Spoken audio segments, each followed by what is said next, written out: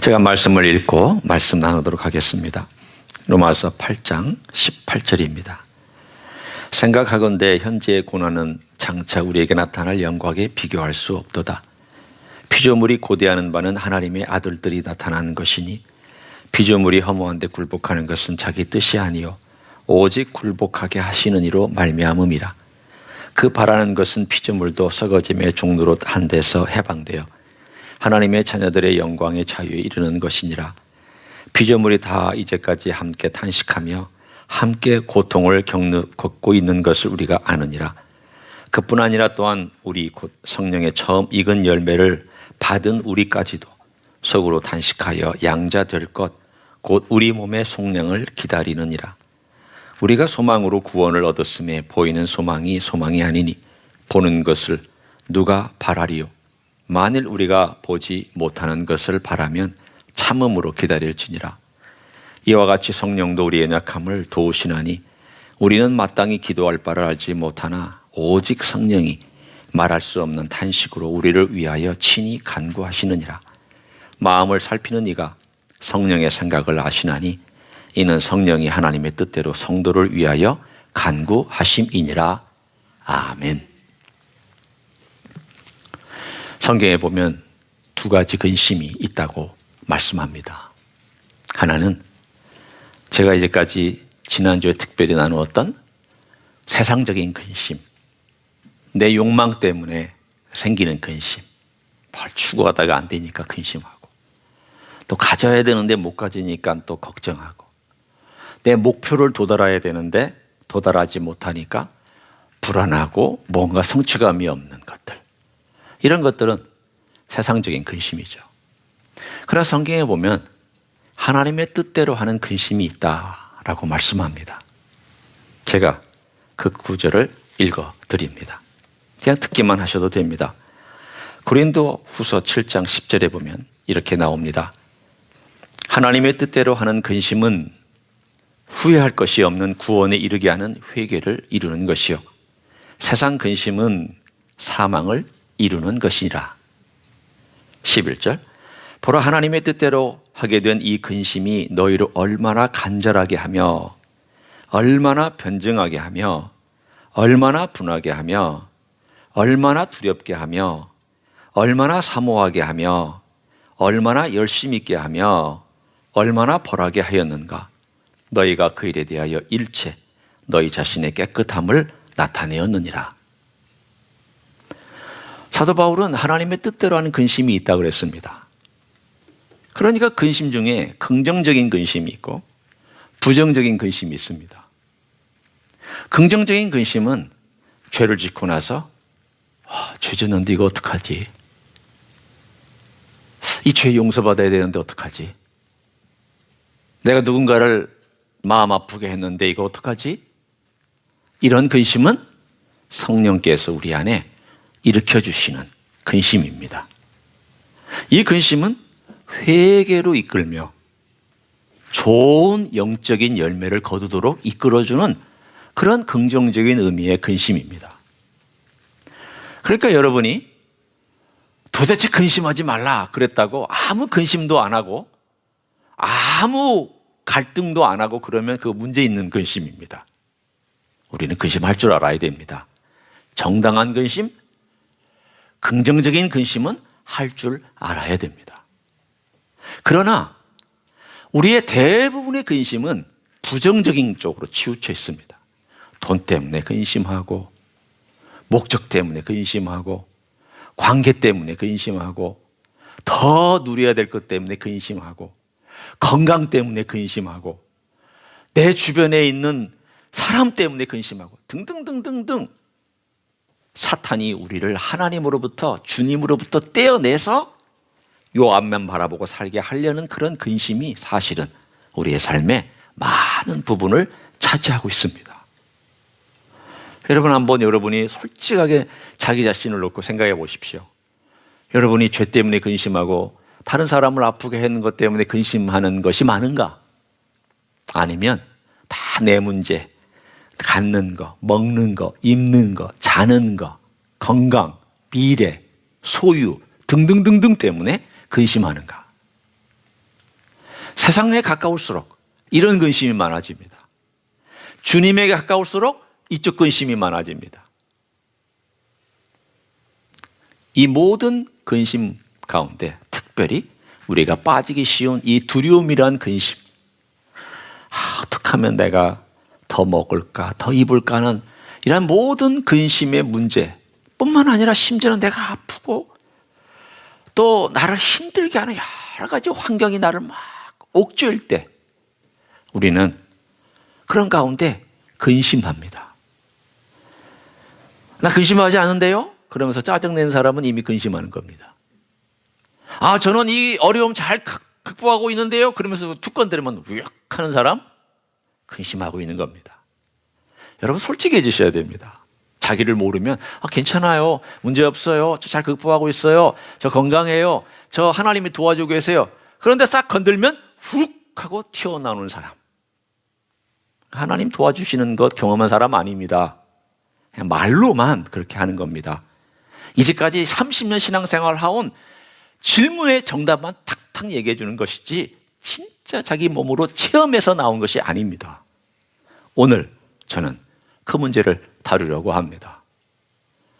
두려움과 근심과 걱정과 짜증나게 하는 것과 나를 건드는 누군가에 대해서 퍽 하고 튀어나오고 아주 거칠게 말하는 것 등등등 다 포함해서 내 마음에 여러 가지 안정되지 아니한 이런 모든 문제 어떻게 해결하느냐?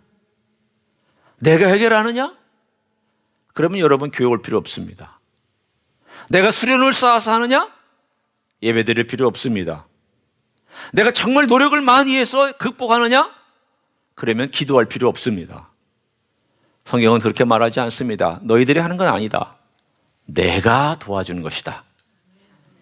그 도와주는 주인공이 누구냐? 성령님이십니다. 우리가 기독교인이 제일 못하는 것 중 하나가 뭔지 아십니까? 십자가에 대해서는 하도 설교를 많이 들어서 압니다. 예수님의 복음에 대해서도 어느 정도 대충은 들어서 압니다. 성령님 의지하라고 얘기하면 이거 어떻게 해야 되는 거예요? 성령님이 어디 계세요? 성령님이 정말 제 안에 역사하는 거예요? 라고 묻는 분들이 대부분입니다.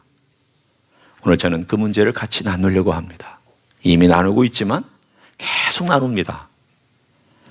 특별히 성령께서 우리 안에 들어오셔서 우리에게 주시는 것은 이런 불안함과 근심과 걱정과 두려움을 몰아내주는 역할을 성령께서 해주십니다.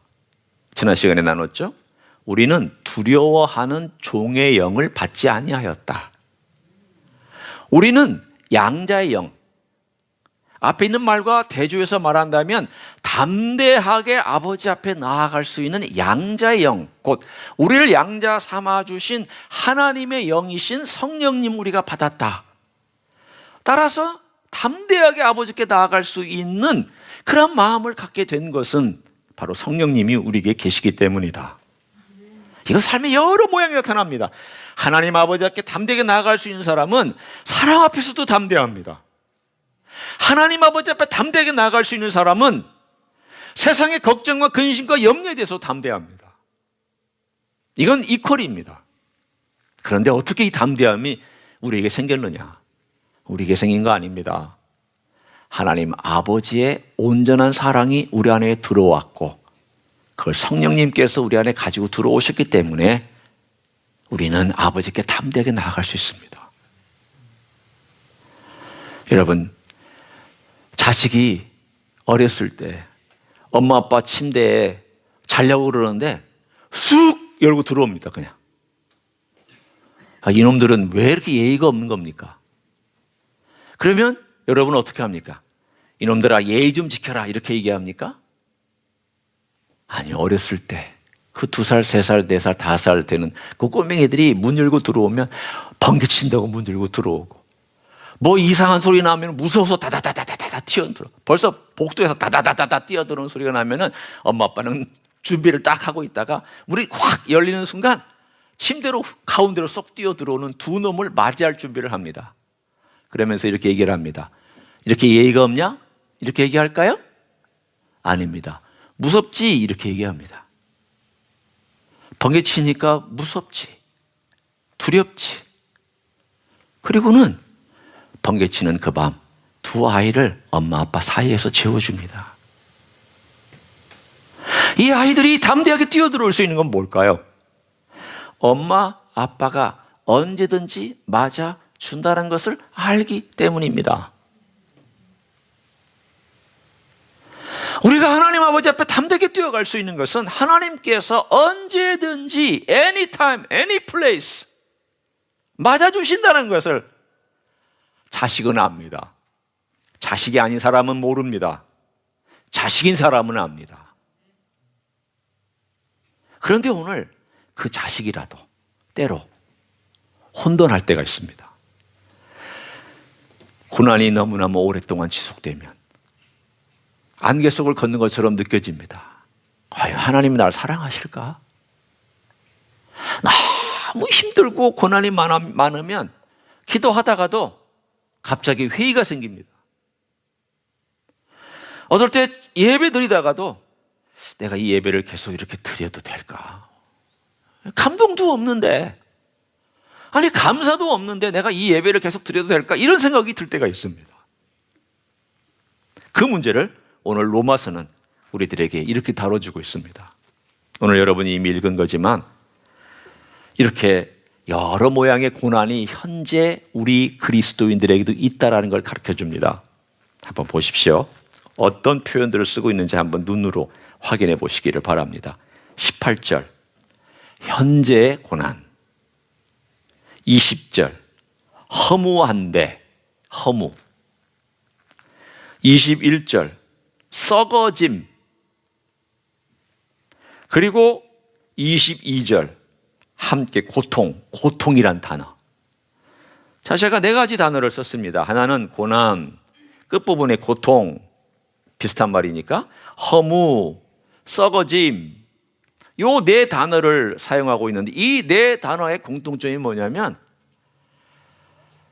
결국은 쇠하여지고 결국은 부패하고 결국은 연약해져서 허무한 거, 입김처럼 하면 금세 가볍게 사라지고 짧게 있다가 없어지는 그게 바로 우리 인생이라는 것을 이 성경은 얘기해 주고 있습니다. 여러분과 저도 예외가 아닙니다. 더군다나 예수 믿으면 이런 갈등과 고난이 더 많습니다. 예수 안 믿으면 이런 정도의 갈등은 없습니다. 우리는 이런 고난과 역경과 아픔과 심지어는 일반적으로 우리가 아파서 갈등하고 또 내가 원하는 것이 안 돼서 답답하고 뭔가 그냥 갇혀있는 느낌을 받는 것을 오늘 본문에는 뭐라고 되어 있는가 한번 보십시오. 이 성경은 우리들의 현실을 너무 잘 얘기해 주고 있습니다. 23절을 보시면 이렇게 말씀합니다. 그뿐 아니라 또한 우리고 성령의 처음 익은 열매를 받은 우리까지도 이 믿는 사람을 말합니다. 속으로 탄식하여 양자될 것 곧 우리 몸의 속량을 기다리느니라. 자, 제가 질문 한 가지 하겠습니다. 속량을 기다리고 있으면 몸이 속량된 것입니까? 안 된 것입니까? 안 된 거죠. 속량을 기다리고 있으니까. 미리 일을 기다리고 있으면 안 된 거죠. 여러분 몸 지금 구원 받은 겁니까? 안 받은 겁니까? 받았어요? 안 받았다고 나왔는데 성경은? 안 받았죠. 이 몸은 안 받았어요. 죄송하지만 전도사님 몸도 안 받았어요. 우리 장로님 몸도 못 받았어요. 여러분의 영혼은 받았어요. 여러분의 영혼은 속량 받았지만 여러분의 몸은, 제가 이 손뼉을 치고 있는 이 몸은 속량 받지 못했어요. 이 몸은 썩어져야 돼요. 이 몸은 천국에 못 가요. 주님 오셔서 우리가 부활될 때까지는 못 가요. 아직 이 몸은 그래서 괴로움이 많아요. 예수 믿으면 병 다 낫는 거 아니에요. 예수 믿으면 일사천리로 고속도로를 쫙 하고 달려가는 건 아니에요. 예수 믿으면 만사형통. 그 말 잘 들으셔야 돼요. 잘 해석하셔야 돼요. 아, 예수 믿으면 만사형통이다. 그렇지 않아요. 궁극적으로는 만사형통이지만 그 과정에서는 만사형통 아니에요. 오늘 그 현실을 우리에게 말씀합니다. 오늘 로마서에서 1장부터 우리는 죄인인데 그 죄인이 주님께서 오셔서 우리를 위해 피 흘리심으로 돌아가셨다. 그래서 우리는 하나님의 자녀가 되었고 율법으로 자유로워지고 죄로부터 자유로워지고 그리고 성령의 자유롭게 하심으로 말미암아 우리는 자유롭게 되었다. 그런데 너희 몸은 아직 자유롭지 않아. 너희 몸은 아직도 얽매여 있어.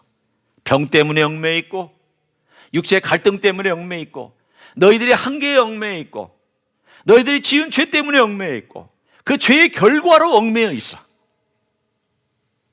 그것 때문에 너희들은 신음하고 있는 것이 현실이거든. 그 얘기를 우리에게 해주고 있습니다. 여러분, 그리스도인의 일의 모든 문제에 대하여 쉽게 대답하지 마십시오. 괜찮아, 예수 믿으면 아무 문제 없어. 그런 말 쉽게 하시면 안 됩니다. 예수 믿으면 다 잘 돼. 그런 말도 쉽게 하시면 안 됩니다. 궁극적으로는 맞는 말이지만 그 과정 가운데서 시험 드는 많은 사람들에게는 힘든 일입니다. 옛날에 죽으면 죽으리라라고 하는 글을 쓴 분이 있습니다. 제가 누구라고 얘기하면 다 아시는 분이에요. 이분은 일제시대 때 자기 죽을 목숨을 하면서 견뎌냈던, 그야말로 핍박을 견뎌냈던 위대한 분이에요. 근데 이분은 시험 들 때 흔들리는 사람에 대해서 봐주질 못해요. 그까짓 거 가지고 흔들려? 그 정도 시험을 가지고 시험에 들어? 이런 분이에요. 뭐가 문제일까요? 이분은 강하게 섰지만 흔들리는 사람을 이해를 못해요. 맏며느리 오랫동안 강하게 집안에서 열심히 일하며 섬겨봤던 사람은 조금 피곤하고 요령 피우는 사람 못 견디는 거하고 똑같아요. 여러분, 예수 믿는다고 그까짓 이렇게 얘기하지 마세요. 사람마다 다 힘듦이 있어요. 다 어려움이 있어요. 그까짓 이렇게 얘기하지 마세요. 성경은 그렇게 얘기하지 않아요. 그까짓 가지고 그렇게 얘기 안 해요. 그렇게 얘기하지 않아요. 네가 그렇게 아프냐? 네가 그렇게 힘드냐? 너 육체 때문에 고난받고 있느냐? 너 육체 때문에 씨름하느냐? 그 허무한데 굴복하는 거, 그게 믿는 사람에게도 다 있는 것이다. 오늘 그 이야기를 우리에게 해주고 있습니다. 그러면서 이렇게 허무한데 굴복하는 것이 우리의 뜻이 아니라 하나님께서 그렇게 만들어 놓으셨다. 보십시오. 오늘 본문에 있잖아요. 20절 한번 보십시오. 피조물이 허무한데 굴복하는 것은 자기 뜻이 아니요 오직 굴복하게 하시는 이로 말미암음이라. 하나님께서 우리를 썩게 만드셨다는 거예요. 죽게 만드셨다는 거예요. 이상하네요. 목사님, 하나님이 우리를 죽게 만드셨어요? 아니죠. 원래 하나님의 뜻은 우리를 영원히 살게 만드는 것이었습니다. 에덴 동산에서 하나님과 함께 영원히 교제하는 것이었는데 인간이 죄를 선택하니까 하나님께서 그 다음 그 환경에 따라서 하나님의 뜻을 거기에 맞춰서 또 다시 말씀해 주셨습니다. 너희들이 죄를 지었으므로 죽는다. 씨름해야 된다. 땀 흘려야 된다. 너희들은 허무에 굴복해야 된다. 저는 허무에 굴복하는 걸 많이 보았습니다. 저는 목사이기 때문에 장례식을 자주 참여하고 거행합니다. 미국에 있으면은 입관식에 별로 들어갈 일이 없습니다. 입관 예배는 있지만 입관식에 들어갈 일이 없습니다. 한국에서는 장례 절차에 따라서 예배가 6번, 7번 드리고 특별히 입관 예배를 드리기 전에 입관식이 있으면 그때 유가족들이 입관하는 그 장소에 들어가고 어떤 식구들은 유리창 바깥에서 기다리고 또 친한 어른들 같은 경우는 그 안에 들어가서 마지막 그 망자라고 얘기하죠. 돌아가신 분하고 마지막 이별하는, 그래서 관을 닫기 전에 그렇게 이별하는 순간이 있습니다. 그래서 제가 물어봅니다. 유가족들에게 제가 같이 따라가 줄까요? 그럼 어떤 분들은 목사님 와서 좀 예배 좀 드려주세요. 너무 마음이 슬프고 힘들어서. 그래서 대개의 경우 젊은 사람들이 죽거나 젊은 가장들이 죽거나 혹은 참으로 어떤 너무너무 떠나보내기 어려워하는 가정들은 정말 부탁을 해요. 나이 많으신 분들이 돌아가셨을 경우에는 그렇게까지 부탁은 하지 않아요. 제가 들어가서 같이 거기서 먼저 예배를 드려주고, 그리고 나서 입관하는 거기까지 다 지켜보고, 그리고 마지막에 이렇게 기도를 해줍니다. 돌아가신 분, 사실은 시체입니다. 차갑습니다. 더군다나 냉동실에서부터 나왔기 때문에 몸은 차갑습니다. 몸은 다 수의를 입혀놨습니다. 얼굴만 남았습니다. 그 이마에다가 이렇게 손을 얹고 제가 기도합니다. 제 기도는 죽은 사람 살려달라는 기도 아닙니다. 제 기도는 이분의 영혼을 어떻게 해달라고 한 기도 아닙니다. 목사로서 마지막 이분에 대한 예의와 유가족들에 대한 예의로 이렇게 기도합니다. 하나님, 사랑하는 누가 이 자리에 이렇게 이제 더 이상 만날 수 없는 차가운 몸으로 누워 있습니다. 주님께서 그동안 살아있는 동안에 이분을 사랑해 주셨습니다. 이제 주님께서 그 영혼을 받아주셨습니다. 육체는 이 땅에 허무한 데 놓고 갑니다. 썩는 데 놓고 갑니다. 다시금 만날 수 없지만 다시 만날 때까지 주님께서 그 영혼을 잘 돌보아 주시고 사랑 가운데 머물게 해주시고 언젠가 만날 때 기쁨으로 만나게 도와주십시오. 유가족들을 축복해 주십시오. 그리고는 제가 그분의 그 차가운 이마에 손을 얹고 기도하고, 그리고 격려하고, 그 다음 얼굴에 수의를 다 덮고, 그리고 나와서 입관 예배를 그때서야 모든 교우들과 함께 드립니다. 그 일 많이 했습니다. 그때마다 그 차가운 이마에 손을 이렇게 댈 때마다 이게 인간인가 보다, 이게 우리의 현실인가 보다. 우리가 50년, 60년, 70년, 80년을 살더라도 생명이 떠나면 이렇게 되는 거지. 이게 우리 인생의 끝이지. 그러면서 오늘 본문에 있는 것처럼 하나님께서 우리를 허무한데 굴복시킨 것, 그분의 뜻인데 이 뜻이 도대체 뭐냐라는 거예요. 뭐냐? 여러분 같으면 이 본문에서 하나님께서 우리를 이 차가운 냉동고 속에 들어가게 하셔서 그 몸이 더 이상 생명이 없고 그 몸이 호흡할 수 없는 그러한 허무에 굴복시키는 그 목적이 뭐냐라는 거예요. 왜 거기까지 가게 하시냐는 거예요. 물론 우리의 죄 때문에 하나님이 하신 심판입니다. 그건 분명히 맞습니다. 그런데 긍정적인 목적이 있습니다. 그것은 허무한데 굴복해야 허무하지 않는 것을 사모합니다. 역설적입니다. 여러분이 아파봐야 건강을 회복하는 게 얼마나 소중한지를 아는 것 같고, 여러분이 고통을 받아봐야 고통받지 않는 그것이 얼마나 행복한지를 압니다. 내가 아무것도 아닌 것처럼 느껴져 봐야 내게 주시는 귀한 것이 얼마나 귀하고 감사한지를 그때 깨닫습니다. 허무한데 굴복시키는 것, 죽음이라는 것이 여러분 얼마나 축복인 줄 아십니까? 왜 제가 축복인가에 대해서 다른 의미로 설명합니다. 우리는 죄인인데 죄인이 안 죽으면 어떻게 될까요? 이 지구가 끔찍해졌을 겁니다. 이 죄인들이 안 죽고 살면 이 지구는요, 지옥 플러스 지옥이 됐을 겁니다.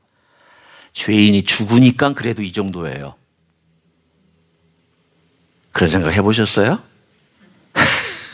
죄인들이 죽으니까 이 지구가 그래도 이 정도지, 안 죽고 계속 살았다면, 아니 천년 살았잖아요. 옛날에 900 몇 년씩 살았잖아요.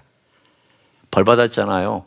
대홍수가 나가서 다 쓰러셨잖아요. 인간이 생각하는 게 오직 죄뿐만 생각한다고. 아니 100년 살아도 죄인인데 900년 살면 얼마나 더 죄인이고, 얼마나 더 많은 죄를 짓고, 얼마나 더 많은 꾀가 생기며, 아니 나이가 들수록 더 요령도 많아지는데 900년, 950명씩 살면서 요령이란 요령은 다 피우지 않겠습니까? 그런 죄인들이 하나님 볼 때 쓸어버려야 되겠다, 이렇잖아요. 허무한 데 굴복하는 것은 축복입니다. 여러분, 약할 때 그래, 하나님께서 이 약함 통해서 주님 바라보라고 하시는구나. 곤고할 때에 주님 바라보라고 그러시는구나. 나를 부르시는구나. 주님께 내가 가야지. 그게 우리 하나님 아버지의 목적인 줄로 믿습니다. 믿는 사람에게는 어떤 고난도, 어떤 아픔도, 어떠한 것도 하나님의 허락 없이, 목적 없이 우리에게 다가온 일이 없는 줄로 믿습니다. 그걸 신뢰한다면 우리는 하나님의 큰 그림 아래서 걸어갈 수 있습니다. 힘들지만 걸어갈 수 있습니다. 뿐만 아닙니다. 오늘 두 번째 중요한 하나님의 큰 그림을 보라고 우리에게 말씀해 주시는 것이 첫 번째라면, 두 번째 중요한 것 또 하나는 바로 우리가 읽었던 26절, 27절에 있는 그러한 메시지입니다. 여기 이렇게 나오죠. 이와 같이 성령도 우리의 약함을 도우시나니 우리는 마땅히 기도할 바를 알지 못하나 오직 성령이 말할 수 없는 탄식으로 우리를 위하여 친히 간구하시느니라. 여기 잘 들으셔야 돼요. 우리와 같이 성령도 우리의 약함을 도우시나니, 돕는다. 우리가 마땅히 기도할 내용을 잘 모른다. 기도하지 않는다가 아니에요. 기도하는 내용을 잘 몰라가지고 엉뚱한 기도한다, 그 뜻이에요. 기도도 중언부언하기도 하고, 이걸 구해야 되는데 이걸 못 구하고 엉뚱한 거 구하고 있어요. 그러면 어떻게 하시냐면, 기도하고 갈등하고 탄식하고 있는 우리들 안에서 함께라는 단어예요. 함께 우리를 위하여 기도해 주시는 분이 계시다라는 거예요. 따라서 도움을 잘 받는 사람, 성령의 도움을 잘 받고 성령의 인도를 그래도 어려움 가운데 받는 사람은 기도하는 사람이에요. 기도하지 않으면 성령의 도와주는지 안 도와주는지 모르고 성령의 도움도 희미합니다. 기도하셔야 돼요. 여러분, 걷다가도 기도하셔야 돼요. 주님 도와주세요. 한마디라도 하셔야 돼요. 성령님, 제가 너무 답답해요. 도와주세요. 하셔야 돼요. 주님, 제가 지금 죄 가운데서 헤매고 있어요. 도와주십시오. 저를 불쌍히 여겨주십시오. 하셔야 돼요. 제가 지금 몸이 너무 약해서 지쳐 있어요. 제가 너무 힘들어요. 기쁨도 없고 감격도 없고, 예수 믿으면 기쁘다고 그랬는데 저는 예수 믿어도 기쁨이 없네. 이거 어떻게 하면 좋아요? 기도하셔야 돼요. 안 되더라도 단 몇 분이라도 그냥 중얼중얼 하더라도 하셔야 돼요. 여러분이 정말 내 마음 가운데 주님께 집중하면서 기도하려고 하는 그 순간부터 성령께서 강하게 나를 위해서 기도하기 시작하는 거예요. 나는 A라고 기도하지만 성령님은 B로 기도하고 계시는 거예요. 내하고 일치가 되면 더 좋겠죠. 그런 영적인 기도를 드리니까. 그러나 내가 성령님의 뜻과 아버지의 뜻이 일치가 안 되는 기도를 드리지 못할지라도 그런 가운데 성령께서 내가 아버지의 뜻에 맞게 해달라고 그런 쪽으로 계속 기도하고 계시는 거예요. 성령님께서 아버지의 보좌에서, 아버지, 이 김수영이라는 존재가 지금 제대로 못 구하고 있습니다. 눈이 어두웠고 지식이 모자라고 뭐가 답답해서 계속 이것만 구하고 있습니다. 아버지, 물론 이것도 중요하지만 이것보다 더 중요한 거 주님 주십시오. 성령께서 우리 안에서 그렇게 기도하고 있습니다. 우리의 삶에 아버지의 큰 그림을 알아도 이 그림을 따라가도록 도와주시는 분이 있어야 따라가죠. 제가 여러분 여기다 큰 성경 차트를 그려놓고 이게 하나님의 목표입니다. 보십시오. 큰 꿈을 가지세요. 하나님이 영원한 계획을 여러분이 생각하세요. 라고 하면 처음에는 하다가 현실로 돌아가면 그게 우리 현실 아니에요? 오늘 메시지 들으면 그렇지. 현실로 가면 또 티격태격 막 싸우고 현실 가운데 힘들고 어렵고 그냥 막 갈등하고 또 짜증도 나고 막 그게 현실 아닙니까? 그 현실 속에서 누가 도와주고 있어요? 성령님께서 도와주고 계시잖아요. 도와주실 뿐만 아니라 24시간 여러분과 함께하며 여러분을 지켜보며 여러분을 알고 있으며 여러분의 생각과 마음과 모든 걸 다 감찰하시고 여러분을 가장 소중한 것이 무엇이고 어디로 가야 되는지까지도 성령님은 알고 강구하시는 줄로 믿습니다. 제가 한국에서 이제 목회를 정리하고 하려고 내가 미국 가야 되나? 어머니 때문에도 가야 되나? 또 교회에 내가 그동안 해왔던 모든 것들을 이제는 정리할 때가 됐나? 22년째 한국에서 살았고 목회를 했으니까 너무너무 힘들었어요. 왜냐하면 제가 개척한 교회를 떠난다는 것은 자식을 두고 떠나는 것과 똑같아요. 어린 자식을 두고 떠나는 그런 마음이에요. 이거 목회자의 그 마음을 여러분이 아시려면 내 어린 자식을 두고 어디가를 내가 그냥 놓고 떠나버린다 그런 생각을 하시면 꼭 비슷해요.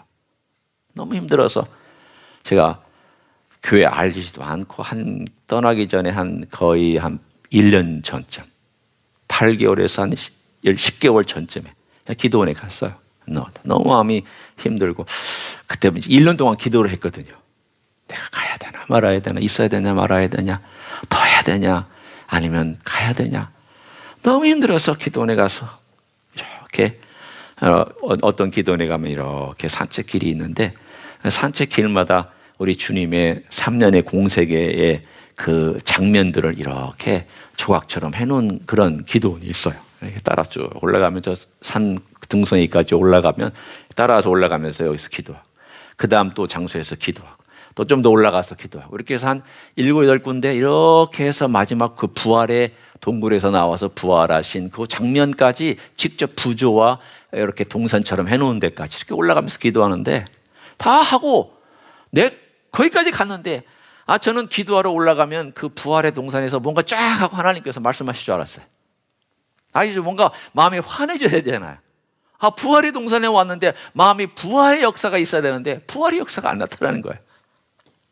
그래서 제가 거기서부터 다시 터덜 해가지고 이제 지금 어떻게 하면 좋을까 이렇게 하면서 내려오는데 중간에 딱 내려오는데 걷고 있는 중간에 네 고개를 들라 들소의 뿔처럼 너 고개를 들어라 이 음성이 확 하고 저에게 들려오는 거예요. 저는 그때 그 음성은 성령님의 음성이었다고 믿습니다. 갑자기 저도 모르게 이렇게 고개를 푹 숙이고 너무 힘들고 낙담해서 걷다가 갑자기 저도 모르게 턱 하고 들었어요. 그런 역사가 보통 자주는 일어나는 건 아니지만 가끔 우리의 삶 가운데 있을 수 있어요. 턱 하고 들고 이렇게 내리막길을 내려오다가 턱 하고 들고 그 자리에 서서 하나님 고맙습니다. 이건 마음으로 주시는 확신이니까 제 고개를 들고 앞을 향하여 나아가도록 하나님 용기와 담대함을 주셔서 고맙습니다.